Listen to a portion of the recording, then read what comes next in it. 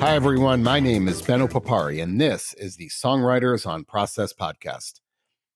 Since 2010, I've interviewed over 300 songwriters about, well, their songwriting process. I don't care about favorite cities, tour stories, favorite foods, or anything like that. My goal has always been to treat songwriters the same way that we treat poets and more traditional prose writers. They are writers, plain and simple. In these interviews, we go deep into the specifics of the writing process. This is no, hey, do you start with the lyrics of the music type of interview. Now, a little bit about me. I'm not a songwriter. In fact, I've never written a song in my life. I have a PhD in English language and literature, and I'm a former academic. So as a prose writer, I enjoy exploring how my process intersects with those of songwriters. This is an intelligent conversation about writing between two writers, and that, of course, means we talk a lot about books. The site features interviews across all genres, from metal to jazz, from country to that big category known as indie. You'll find a couple of A-list actors on the site and several members of the Rock and Roll Hall of Fame as well. Now, I select songwriters to interview who fit into one of two categories. One, do I listen to them already? And two, if I don't, would they make for a compelling and intelligent interview? You can find these interviews across all podcast platforms as well as at songwritersonpodcast.com. Do you have an idea for an interview or a comment about the site? Hit me up at ben@songwritersonprocess.com. Thanks for listening and enjoy. Hey, everyone. And today we have Mary Timony on the podcast. Legend Mary Timony on the podcast. Timony has a new solo album out, her first in 15 years. It is out February 23rd, called Untame the Tiger on Merge Records. It is so good. I'm listening to it for the past couple of weeks. Fantastic. Go buy it. Go see her live. I have not enjoyed an album front to back this much in a while. Just everything is fantastic. Every song. There's nothing you skip over here. I love it. Guitar work, vocals, everything. Fantastic. So can't say enough about it. So with that, listen, let's talk about Timony and her history. For what it's worth, Rolling Stone magazine named her in 2023. She was ranked 95th on the greatest guitarists of all time. Bands she's been in: Helium, Autoclave, Wild Flag, XX. She was in Wild Flag with Carrie Brownstein of Sleater-Kinney. And quick plug, Brownstein is on the podcast a couple of weeks ago, so check out that interview with her. And just, the history is long. The bands she's been in they are fantastic, and I'm a big fan. I'll just say that and stop there. And let's talk about the interview. I think the theme here is how important the process is to her when you don't treat it, or I should say, how a less precious process is important. She says, when I treat writing like a habit, I write bad stuff. So here's what she does. She gets up, she writes in her journal, and she plays guitar. She says, the most important part of my process is that I have to forget everything I just did, then go about my day. So she intentionally forgets what she's done, then she goes about her day. If the song comes back to her 3 hours later, then she judges it. And she says, I love this quote, that new person I am who hasn't written the song has to judge it. So that new person is later on in the day. That's the new critic. That's the new listener. That's the person who judges it, because it's no longer the person that wrote it. And she says 99% of the time, I hate it. And she says, the only thing works for me is writing a lot of really bad stuff that I don't like. That seemed to be the theme here. But that's really, I think, about treating the process with just not being precious at all, making it messy. So we talked about whether she likes pens or pencils to write with. And she says, I don't like committing to anything. I need to be able to write to erase stuff. The things need to be junky. So she doesn't like using pens because she can't erase. And I don't want to be reminded of things I don't like. That's what I love that quote. So many great quotes here. I love this interview was a blast. And she said same thing with guitars. She can't write on nice guitars. She says the guitar I wrote songs on, I've been writing songs on, is some trashy guitar that someone left behind in our group home in college. So I like what she says about using pens, because the flip side to that is songwriters tell me they like using pens because when they cross things out, they can still go back to it. But for her, she likes to erase things because she doesn't like to be reminded of what she doesn't like. An interesting take on it. And we talked about the monotonous activities. And she said that when I forgot when I think she was in college, maybe high school, she had a job stuffing envelopes. And that was a great time to be creative, because what is more monotonous than the job stuffing envelopes? And she said she got so many song ideas doing that monotonous activity. So I love this interview. We had a blast. She is so much fun to talk to. I hope you enjoy this. Again, Untamed the Tiger, out February 23rd on Merge Records, her first solo album in 15 years. Buy it, listen to it, see her live. It is great. With that, my interview with Mary Timony. So let's get started then. Okay. I love to start by asking, are you, I find that songwriters or writers fall into two categories: those that feel like they have to write every day in some fashion, and those that feel like, don't push it. I Yeah. write when the mood strikes. So Yep, that's me. where do you fall Yeah. to that spectrum? Don't push it. I write when the mood strikes. I go through long periods of not writing at all. Because I got, I don't know, life just gets full of other things, I guess. And so generally what happens with me is that the process of like putting a record out and going on tour kind of distracts me from being creative, and all my energy kind of goes into that. So then after a record cycle is done, it takes me a while to get back into um the habit of trying to, pick up my guitar every day and see what happens. So that's what I'll do. And Also, I don't like treating it like a habit, because when I do, I write really bad stuff. Hmm. So um although I think there's a really happy medium it's all about like following your gut instinct and knowing what works for you and stuff. So every time I do get back into songwriting, I have the realization is like, Jesus Christ, if I just did this all the time, I'd get so much better at it, because I have to like relearn a bunch of stuff when I come back to it, which is, uh, frustrating. And I know that if I were, I actually think that I would do a better job if I did it like more regularly. But I have run into the problem, uh, you know, it's just a happy medium for me. There's a happy medium. I probably am more lazy than I should be. Well, songwriters, I don't think I've ever interviewed a songwriter who said, "Oh, I'm incredibly disciplined." Huh, Uh, that's interesting. um, if Yeah, that's any it's just comfort. not good. It's not good though. That's the thing is like, that's as much of a problem as not doing it at all. So yeah, there's a good balance in there somewhere. So a I couple of don't know what it follow-ups. is though. One, I Yeah. mean, when you're not writing for, for a long period of time, do you get Uh, anxious? Do you feel like I really should be? it depends on what's going on in my life. I'm happier when I am.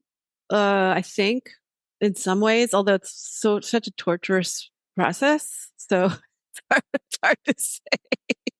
Generally, here's what happens.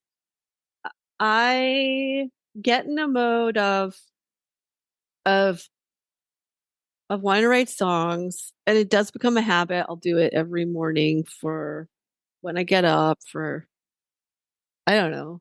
I know sometimes I'll like write in my journal, and then I'll like pick up the guitar and I'm, see what comes out. 99% of the time, well, I don't know if it's good or not at first. I have to I have to like use my phone and make voice memos of whatever riff I came up with. Um, and then the most important thing for me in the whole process is I have to forget about everything that I thought of, like for whatever amount of time. I'll just go do the rest of the stuff I need to do that day. And then if the song comes back to me, then I'll be able to judge whether it's good or bad. Like maybe 3 hours later, if I listen to it on my phone, or the best thing is if it comes back to me in my head. That it doesn't happen a lot, but since I'm so used to like making voice memos on my phone, but and then that new person that I am who hasn't written the song has to judge whether it's good or bad. Like 99% of the time, I don't like it. So I write mostly bad stuff. 99% of the stuff that I come up with I don't like. So, okay. So, so many questions. Okay. So I guess you have to, so what you're telling me is you have to consciously, you do that stuff in the morning and you Yeah. have to almost consciously say, I'm not going to think about this. Yeah. Yeah, pretty much. Yeah. And you're able to do that because I feel like, I don't know. I don't like press it too hard, but I like to kind of just go, all right, I'm doing, go about the rest of my day. And if it comes back to me, that's good. Sometimes it comes back to me and I'm like, nope. And then sometimes I come back to me and I'm like, that's kind of fun, but that's more rare. And then if it's kind of fun, then I revisit it. And that's usually when a song happens. so if it comes back to you, that's when you know that it's good. No, it will come back to me and then I make the call in my head. And a lot of times, and this has been happening to me lately, where something will come to me and it's not my song and I judge whether it's good or bad. Because I go, yep. I'm like, oh, that's my friend's song. Yep, I really like that. That's because I haven't been writing lately, so it's been happening with other people's songs. So do you then, so it sounds like you have two, so you write in the morning and then if it comes back to you, is it later that same day that you start to work on it?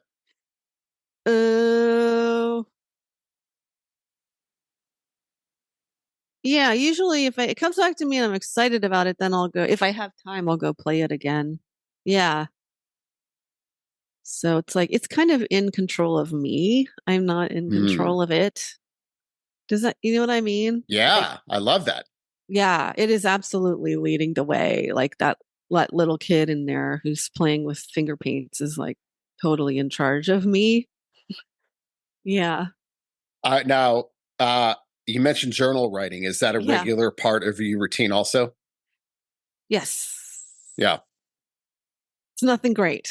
It's just me going blah. It's like I got the Artist's Way book, which I really love, the Julia Cameron book. Yeah. It's and so part of the thing that you do in that book is write 3 pages of blah, whatever is in your head every morning without judging it. So there's like you kind of train yourself to suspend judgment. That was huge. That was such a huge help for me. Because I used to be like really, really, really self-critical. So doing that process of writing the 3 pages long, just whatever crap is in my brain and suspending all judgment was like a really great practice for me for a while. I don't really do it as much anymore, but anyway, yeah, it's not like I'm writing like anything. I'm not making art in my journal. I'm just going, what's going on today in my brain? And then, so anyway, so it's just a lot showing up for checking in with myself. And then when I'm in songwriting mode, that turns into like, let me pick up my guitar and see what I got in my brain. How long have you been journal writing? Oh, probably since I've been a teenager. Oh, really? Okay. Yeah. No, it's nothing to brag about. It's not like I'm not writing art. It's more just like, what is my problem? It's like more like psychological. It's like, what's wrong? What's upsetting? What do I want to do better? It's like checking in with myself every day. Yeah. Do those things ever become song ideas? Not really. No, but it's sort of. I mean, yeah, because I'll just like I have done the same. Actually, one thing I really did last summer, because sometimes I do my guitar lesson stuff is sort of creative coaching sometimes. So I did this really fun activity with some people last summer. And I do this with myself sometimes is instead of the morning pages with words, I'll do it with music. So it's like you show up with your guitar and allow yourself to just make noise for 20 minutes without judging. And like every time the judge comes into your brain, you go, "Hi, I hear you. And like, I know you have something important to tell me, but let's just wait outside for a second." 20 minutes, you can judge all you want, but suspend it for 20 minutes. That's a good practice. I like doing that. So no matter what, so do you do that as a when you write songs, but it sounds like that's also something you do as a Uh, writer too, right? well, that was the whole thing behind the art, the whole thing with the artist way morning pages. So I try, but what I'm saying is just, I did this activity, um, where I would do that with music too. Hmm. Um, but I found it only works for a little while. It was sort of like, I'm going to do this every day for a week and see what happens. I couldn't do it. I started doing it every day longer and it just sort of backfiring on me. But anyway, I like doing little projects like that to try to get myself thinking of ideas. Well, when I was a professor, I'd always assign the essay is an essay by the novelist Anne Lamott, and the essay is called "Shitty First Drafts," Oh, and that's yeah. her. Wow. I don't know that, but I should read it. Well, she's in Yeah. the news now. Unfortunately, well, Oh, unfortunately for her, because a couple of weeks ago, oh, I think she was the person who said something like she was looking forward in 2024 to not seeing as much Taylor Swift news or something. And so she said this. Of oh, course, the Swifties all went after oh her. no. But she's a Oh, great writer. yeah. The essay is called "Shitty First Drafts," and Yeah. her Yeah. idea is no matter how bad it Oh, is, you oh, got to get it out of there because the totally. last thing you want to do is to be deciding as you write. And I'm sure it's the same thing with music, right? To Uh-huh. be deciding as you write, like you shouldn't be judging as you create whether it's worthy or not. That comes later. Yeah. Otherwise, well, you can, it's just gonna not end up sucking really bad. Yeah. So might as well just, yeah. I mean, yeah. There's no, you have to, yeah, that's what I have found. The only thing that works for me is allowing myself to write a lot of bad stuff that I don't like. Yep. It's the only thing that works. Yeah. And it's going to feel bad and you're going to feel, it's like you're going to hate it and feel like I suck and all this stuff. But if you allow yourself to do that, then a song will come along that you do really like. It's just going to happen. Yeah. Yeah. I've got a quote up here because I feel like let me see. I've got some quotes by writers up here on the screen that I Oh, always like to cool. read to Okay. songwriters. Okay. Um, and one of them says, yeah, this is by Sylvia Plath, kind of what we're Oh, talking about. cool. Everything in life is writable about if you have the outgoing guts to do it and the imagination to improvise. The worst Oh, enemy to creativity is self-doubt. oh, wow. Um, Yeah, that's yeah, true. that self-doubt, and that's a little bit of what we're talking about, I think, Yeah. kind of, uh, you know, deciding on the fly whether it's worth it. Yeah. Um, Better to so decide later. Just show up at the desk and do what you got to do. And then the judgment comes later. Yeah. yeah.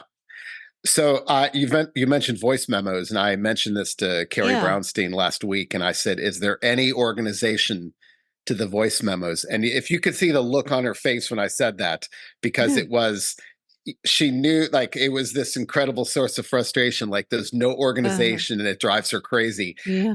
I'm the same way with mine. Now I'm a prose writer, but I've got, my notes app, and so many times I've gone through and I thought I need to organize these things. So I know. when you have those voice Oh, memo dude. ideas, No. no Yeah. organization. No. In fact, I think one of the things that stresses me out the most is I have in my iTunes, like all of my voice memos, all of like whatever demos I've done, it's just a mess and I don't know what to do with them. Like I guess I should save them on a hard drive but then I actually have had the kind of thing happened before where I was like, maybe for an XX record, really needed some songs. So I just spent days going through all these old voice memos that were on iTunes of some shitty old laptop. And like, I actually, what I found in taking so many days to do that is I didn't have anything in there. And Oh, the ones that were good, I had already used them. I thought you were going to say, No, I found some real gems in no, there. I didn't. Nope. And the same thing happened to me. Like I have this in that closet back there. I have this like vortex of cassette tapes from my 20s and my teens. And like I did spend a couple weeks once because I was looking for stuff to put like on this compilation of Helium songs. I did. I actually went through them again. I bought a 4-track on Craigslist or whatever, went through and like the same thing happened. Is like, all right, like I did a pretty good job at the time of choosing the ones that worked, and all of this stuff is just junk. The weird thing is like I remembered a bunch of it too, and it was just all pretty much junk. So that made me feel but I'm still holding on to that stupid like vortex of cassette tapes. I don't know if I'll ever throw them away, but so that was kind of, even though it felt like a waste of time, but I was also kind of like, well, phew, like now I don't have to worry that I missed something. Yeah. Yeah. That's amazing. But I was anyway, not it's expecting that. completely disorganized. Like, ugh, it just makes me, yeah, I feel like, I know. That's the same answer I sucks. get all the time. And I feel Really? like that, yeah. Rarely do songwriters say they're organized. And typically it's what you say. And that is, I think you got like part of being creative. It's like you gotta, there's some mess, there's it's kind of messy, I think. You gotta go with the mess yep. because I don't know. That's not a problem for me though, because I'm already disorganized in every other part of my life. It's just the way I roll, so it's fine. It's It doesn't right. stress me out. So I'm like, okay, well, yeah, that's a mess, but whatever. All right. Another quote. Okay. So this is from Agatha Christie. She Oh no. says, the best time to write a book is when you're doing the dishes. Now, I take Wow, that. love that. Yeah, no, Yeah. I take that, and there's been research on this, and people have written about this, that ideas come to us when we're not thinking about them. So, Yeah. songwriters tell me all the time the song ideas they get when they're doing mundane activities, and that Right. can be things like vacuuming, gardening. And I think there was an article in the Washington Post about this. I don't know if you saw it within the past year about why we get our best ideas in the shower. Yeah. And there's something about Yeah. when you're doing a mundane activity that requires no conscious thought, that's when the unconscious comes to the forefront. So, Totally. do you get ideas and I, again, No, yes. some people say that Absolutely. it's, I say that I'm doing this because it's vacuuming, Yeah. but the motion of the Oh. vacuuming, actually, there's something about Oh. that cadence or anything that Yep. that gives them those song ideas. So I'm curious, how often does that happen with you? No, I think that's huge. That's a really important part of the process. The first time I noticed that was I was in my 20s and I was in Helium. We would tour and then I would come back and my job was as an office temp. So my very favorite jobs were stuffing envelopes and Xeroxing because I would sit there and be really bored. And just something, I think what you're saying is actually having a physical thing that you're doing with your hands. There's something about that. I don't know. Your brain can just kind of wander. So I would love temping. I didn't want a job where I had to do anything. Like I wanted no responsibility at my job. I loved stuffing envelopes. Oh, because I like think of songs or just listen to my Walkman and like you'd be bored. But part of the day I might be thinking about songs and that was awesome and helpful. And then now I would say that I feel that when I go on walks. Like a lot of the record that I just did, I wrote the lyrics when I was going on walks during the pandemic. Yeah. Just like kind of and bike rides. Something about just the repetitive motion lets your brain wander. It's really helpful. That's what every Yeah, songwriter tells me. that's The cool. movement, Yeah, wild. the walking, the biking. There's something about that repetition. Yeah. I always cite the book. There's a great book called The Friendship. It was about the friendship between Wordsworth and Coleridge, the two Oh, romantic wow. poets. And they estimate Wordsworth walked 100,000 miles in his lifetime. Now, that's some, if you do That's the cool. math, it's like 30 hours a day for like 30 years. It's Oh, 30 miles a day for 30 years. It's crazy. oh, But he um, walked a lot. So he he walked a walked a lot. lot, Yeah. but they both composed all of their poems on walks. No way. That's so Um, cool. eh, yeah, and Wordsworth liked. I may get this wrong. One of them liked rocky terrain. The other one preferred flat terrain. They didn't walk together, Neat. obviously, but they composed. And they said Wordsworth had such an amazing memory. He would actually compose and revise his poems when he was on Whoa. walks, and wouldn't come back until they were fully formed. Whoa. Um, but and it's funny because I and I'm sure people have figured this out, but there's the motion, there's the ideas of what we get when someone else is propelling us, so like on an airplane or a train. But then there's the ideas we Huh. get when we are propelling ourselves, walking, biking, Whoa. running. That's so cool. Well, I'd love to know if there's a difference there, because I everyone Uh-huh. says planes are a great place to write, or a bus or a car. um Interesting. but I know what you're saying. So that's like there's emotion happening, but your eyes are aware of it rather than your body making the motion. That's so interesting. yeah, Oh my God. I actually just thought of that as I was talking to you. Only No, but because that's a really, really interesting thing that you just said. yeah. Um, okay, so I'm relating, or I'm just thinking of one song that I have on this new record. It's called No Thirds. It's the first one on the record. That one, not talking about well, I'm not thinking about the music, but the lyrics I came up with it when I was walking. But I kept imagining that song to me, the music when I was got to the got to the point of working on the guitars and stuff. Um, the music really needed to sound to me like I like driving through the desert. So I constantly I was like making choices on the guitar sounds based on does it sound like you're driving through the desert in a car. So I kept having that image in my mind. But anyway, but I don't know. I think what you just said is something really interesting.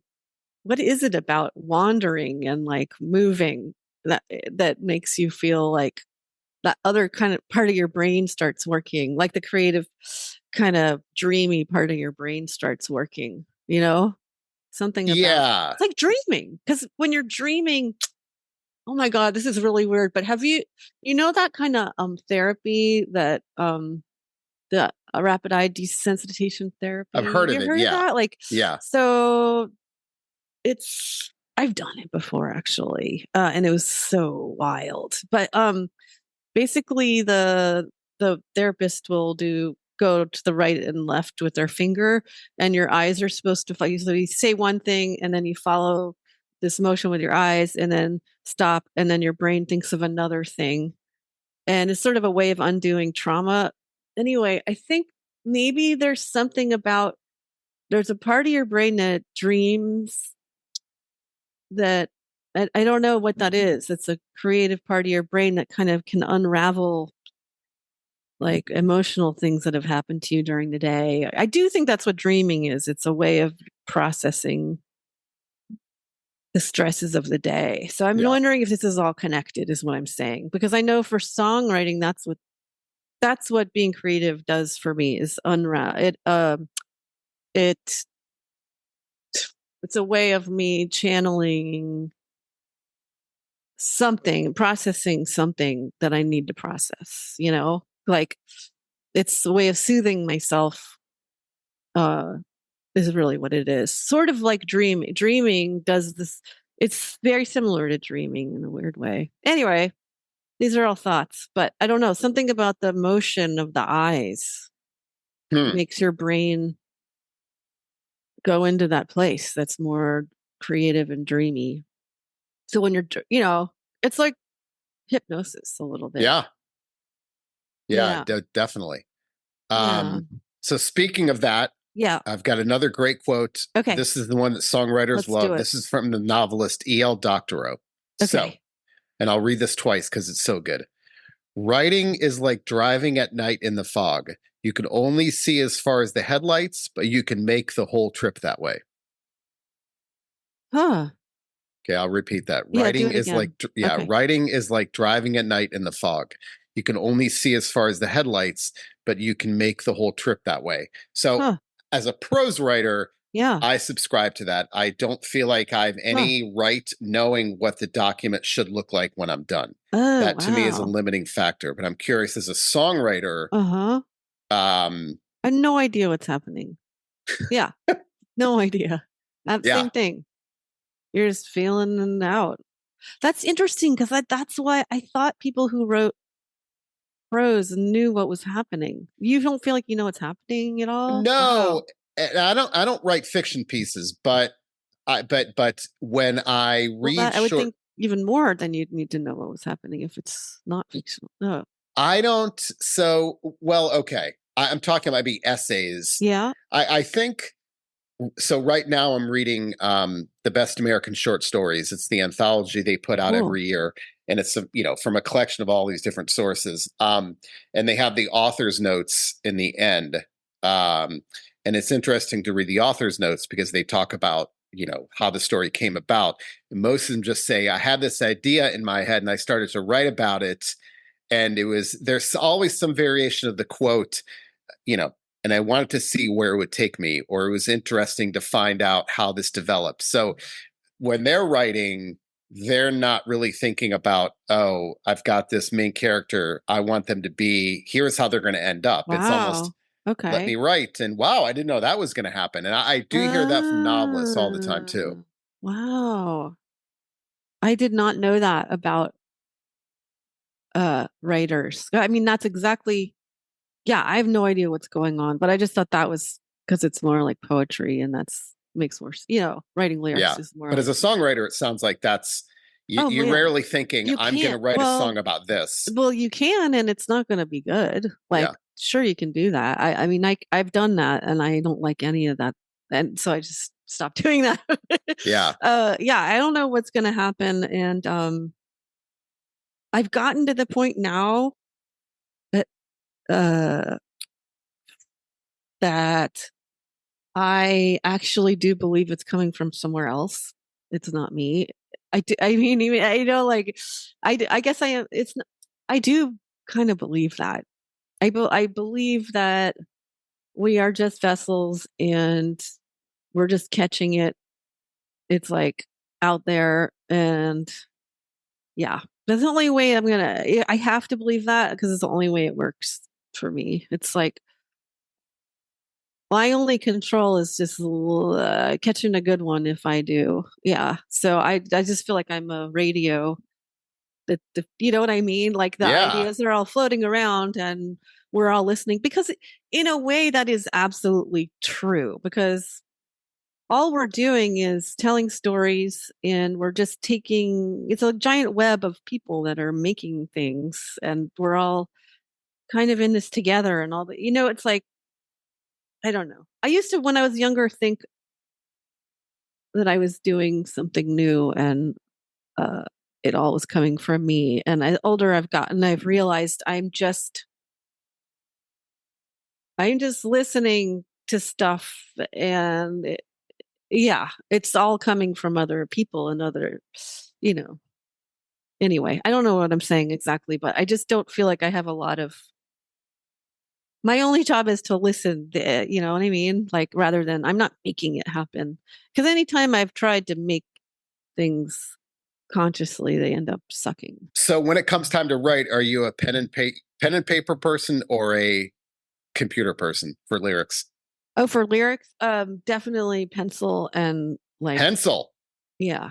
I love these discussions because there's such I get see so it's funny because I've always said I could do a website dedicated entirely to the types of to the if it's a pen, the brand of pen and the color of ink. So cool. You'd be shocked how specific songwriters are with Really with color songs. of ink, Wow. type of paper, color paper. I Yeah. interviewed Jerry Harrison of the Talking Heads about a month ago. Whoa. He Cool. said it has to be a felt tip pen because he loves the feeling of the scraping on the paper. Um, but even the devotion to the color of ink, it's got to be green, got to be purple, got to be blue. Amazing. But you showed me a pencil, so Yep, these ones. Yep. yeah. So I'd love to know why pencil, why not pen? Because I don't like committing to anything, and I know I'm going to need to erase stuff. And these pencils, they're real. I don't know. They're just like really easy to use. It's like these Papermate plastic pencils. And if it's like in ink, like, oh, I know, because it's really easy to move for my arm. Not that I'm like, I don't know, it just feels good in my hand. Yeah. Pen is too, I can't erase it, and then it just looks like shitty, and it reminds me that I wrote something I don't like because I can't get rid of it. Um, Also, I have a really big thing about things need to be really junky. Like, I if I like go to CVS and get these notebooks, like they can't, like for me. Okay, so the biggest fucking deal that happened to me was that I someone had given me this notebook that was like a nice notebook with like a black leather thing. And like that was the most intimidating notebook. I had it in my stash of like blank note, but the fact that it looked really nice to me was so intimidating that and it like coincided with this huge period of writer's block for me. I had this really nice notebook that I wanted to put lyrics in, and I couldn't think of any songs. And I just like, but if I have like a junky notebook that I get these ones that just are what are they? The ones that are like black and white, like Yeah. on the Yeah. So those are fine. Like composition notebooks, I Yeah, think. composition notebooks. Yeah. That's usually what I have. The very best case scenario is like like a piece of junk mail or some like I love shitty. it. Yeah, it I has to mean, be trash. That's I great. I Yeah, hear junk mail, utility bills for yeah, the exact reason you said that yeah. the more precious it is, the more pressure there is. So much pressure, Yeah. and it So just you do it on feels the awful. shittiest thing around. Yeah, because it doesn't count. It's not real. It's just, yeah. I Same love thing it. with guitars. Guitars, I can't write on a nice guitar. Like, most of my guitars I've never written a song on. I have one guitar that somebody left in my house. It's actually kind of cool. It's a silver tone. It's really cool, but somebody left it in my group house in college, and it's just trashy. Like, I don't even know if I've ever plugged it in. That's the main guitar that I've written on the most because it just feels like a piece of junk, you know? It's way too much pressure to have this nice, beautiful guitar. Or a new guitar, forget it. Yeah. Yeah. Okay, so here's my thought playing devil's advocate. Yeah. The advantage of the pen is that the pen makes it look 20 times messier because there's going to be scribbles and scratch outs everywhere. And I feel like wouldn't that even make it messier because Yeah, there's probably. and also because I I don't always know. feel like if I erase something, who knows if I'm going to need that later on if I cross it out with a Yes, but pen. I know, but this is why I'm insane because I do have this system of how to decide I don't like lyrics, which is crossing them out, putting them in parentheses or crossing them out in pencil. But the fact that the pencil's more faint is, I don't know. I'm I crazy. love I it. don't know. Yeah, I don't I know. love it. When you get when you mentioned writer's block, are there tricks that Yes. you have to kind of break yourself from that rut? Uh, yeah, the artist way stuff. That's where that all comes from. Just like the making the, yeah, I don't have it quite as much anymore because I've learned how to let myself write terrible stuff and not get mad at myself. So that's the way through it, is just allowing yourself to write. Yeah. It's not quite as bad. When I was younger, it was really debilitating. but yeah, no, all that stuff, just like, just writing my journal and watching when I judge it. And yeah, it's all about like kind of checking in and knowing what you need. Like maybe you just need a break. Maybe the one thing that inspires me the most is like, and I forget, is reading books. Or listening to music. Maybe you're in a phase where you just need to like fill up your brain with other stuff. I Oh, don't know. absolutely. I Yeah, mean, yeah, yeah. I think 100% that, I liken it to when I was in high school and we would, my friends and I would gather and watch football. Um, and when the football game was over, what was the first thing we would do? We would go outside and play football because we had Yeah. seen it. And I feel like that's the same way it is with Yeah. writing, is when nothing is Mm, more motivating to me than when I read.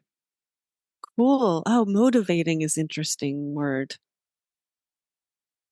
Um, Um, but let's where let's does that, is it because you're getting ideas, or it's inspiring because It's you've inspiring. Yeah, got I don't think it's an ideas thing. yeah, I don't think it's like, oh, I want to it's write about so that. interesting. You just Yeah. get in the not the mood, I I guess the gotcha. whole, what's the word I'm looking for? That's how you Um, know you're a writer, I think. Because for me, I get that feeling when I see bands, or I mostly live music, no matter what it is, if it's something I like or I don't like, that's motivating to yep. me. Yeah. Um, but when I'm reading books, I don't get that, obviously, because I'm not a writer. But what I do get is just like this, my brain goes into this relaxation place where I getting imagining things, which makes me have want to get into being creative, I think. Yeah. Yeah. Well, my last question then, Yeah. I was gonna is perfect segue. My deep research told me you were an English literature major in college. Yeah, I So was. um I get very anxious when I don't read, so I make a point of read. I mean, not Oh, anxious. I don't like to not read. I reading is that's an important nice. part of my routine. Um, so I do like to read. Now I am a voice person. So here's what I mean by that. When I read something by someone, my first instinct isn't, oh, let me read something else by that person. It is, let me read other voices, just because I want to Wow. experience all that stuff that's out there. So anyway, that's Uh-huh. kind of my reading habit. That's why I'm reading the short story anthology right now. I But love that. who are some of Oh. do you have go-to authors, go-to genres, things like that? Yes. I think I've realized lately that I like um reading is like this it's kind of a thing that I like to do to escape. So I have like, I don't like reading music uh biographies at all, because I don't want to think about music when I'm reading, and I don't know what it is. I just like for example, this is a really stupid example, but one time I was on tour and I tried to read the Motley Crue book. The Dirt. And it was like, yes, it was like the most excruciating. I just like literally threw it out in a trash can, because I was just like, the last thing I want to do is imagine being on an even more gross tour than when I'm on, sleeping in these shitty Motel Sixes. And like I want to read. I I mean, anyway, I love it because it, I don't know. Okay. So my favorite writer, I don't know. I love like Kafka. I love like it, Charles Dickens. I love escaping into a different, I love reading old books. I like writers that aren't now, um, because I like to time travel, and I like imagining that I lived in a different place, even if it's not that long ago. I am reading right now this book called Death of the Heart, and I'm like killing myself because I can't remember the writer's name. She's an Irish writer. Fuck. What? I don't. This is We'll terrible. figure it out later. Yeah, yeah, yeah. Um, but I actually really I like reading about rich people from the 1800s, or really poor people from the 1800s, So or like like Edith Wharton. I love Edith Wharton. Yeah. Yeah. Another thing, yes, no, I went through a thing where I was reading all of her books, and yeah, I mean, it's like, I read a lot of Jane Austen in college, and I love that shit. I'm sorry, but I really do. She's genius. I also like reading about like, oh, you know what some of the favorite books I've ever read were like people's diaries. Like I went through this period where I was reading the diary of Samuel Pepys. Wow. And fascinated with it. This is a while ago and I was on a real reading tip. I've lately I haven't been reading that much, but I don't know, it's just cool. He like writes about what he's eating for dinner and it's like weird. It's like turtles and pigeons, and then he writes about like the Great Fire of London and like how these carts were like, it's like, oh, they had carts and full of buckets of water, and that it's just interesting, like those mundane things or like this one book I really liked is this diary of Margaret Fontaine. I think she's like a butterfly. She was a butterfly collector in the end of the 1800s. Oh no, beginning of, I think the very early 1900s, but it was fascinating to me. She just like rode a bicycle all over the place, all over. She went to like the Middle East and lots of places in Europe by herself with her servant, like collecting butterflies. And it's just really interesting to read someone's everyday life and the little things that they were doing. And it's escape. I guess what I'm saying is it allows me an escape from my life. So anyway, I like reading things that are where I feel like I went on a little trip to this person's life and it's kind of relaxing. You know what I mean? Yeah, absolutely. Okay. Yeah, absolutely. I I mean, don't know. Yeah. it's the opposite Weird, of I'm not science. sure. It's like the Yeah. opposite of science fiction. Yeah, I guess so. Even though, okay, so I've never really gotten into the fantasy genre. Like I read The Hobbit and I like that, but like every time I try to read Lord of the Rings, I'm like, I'm really into it, but then I'm like, it's like, I don't know, I do like escaping into like a sort of very normal existence that someone else had. And that's it for today's episode. Check back in a couple of weeks for a new episode. I do try to post these every 2 weeks, sometimes with more frequency, sometimes with less. A lot of that depends on my work commitments, my family commitments, and also when artists can talk to me. It's not easy to get these interviews. Speaking of interviews, did you know this is a relatively new podcast? I only started podcasting about a year ago. Well, depending on when you're listening to this, I should say 2022. But from 2010 to 2022, all of my interviews were transcribed and they are all there archived for you to go down that deep rabbit hole. So if you go to songwritersonpodcast.com and click on from the archives in the top at the top, you'll see all of those transcribed interviews. I think there's over 200. So go down that rabbit hole. There's a lot of great interviews there. But you'll find all of those there. Again, the podcast itself is relatively recent. So there's a lot of reading you need to be catching up on with those old interviews. Speaking of interviews, if you have suggestions for interview subjects or want to comment or complain, anything like that, email me at ben@songwritersonprocess.com. That's ben@songwritersonprocess.com. And that's it for today's episode. This wraps it up. Thank you very much for listening and have a good one.